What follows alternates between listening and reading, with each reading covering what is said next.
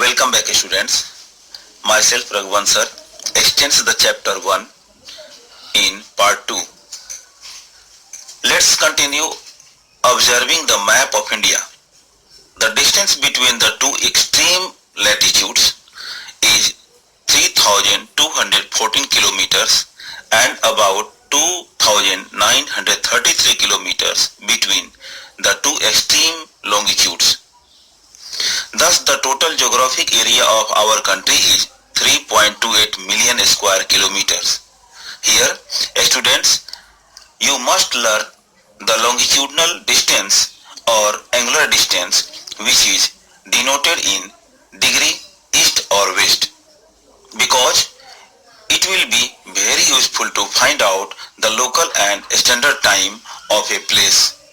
Let's go ahead. Observe the land border of India from the northwest to the northeast. The length of this border is 15,200 kilometers and the length of coastline of our country, including the Lakshadweep Islands and the Andaman and Nicobar Islands, is 7,516.6 kilometers.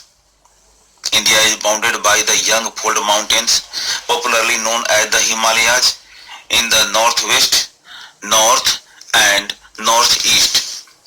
From about 22 degree north latitude, the land mass of India begins to taper and extends towards the Indian Ocean. This triangular land mass is known as peninsula. Thus, we can see the Arabian Sea to the west, the Bay of Bengal to the east and the Indian Ocean to the south of our country. Now, if we talk about our neighboring countries, we find that China and Nepal are our northern neighbors, Bhutan is in the northeast and Bangladesh and Myanmar are in the east.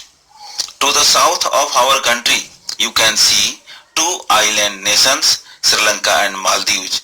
Pakistan and Afghanistan are situated to the northwest of our country.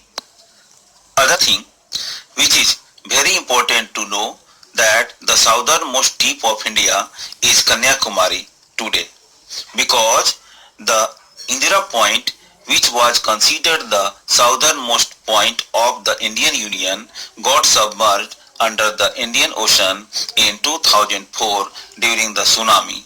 Thanks.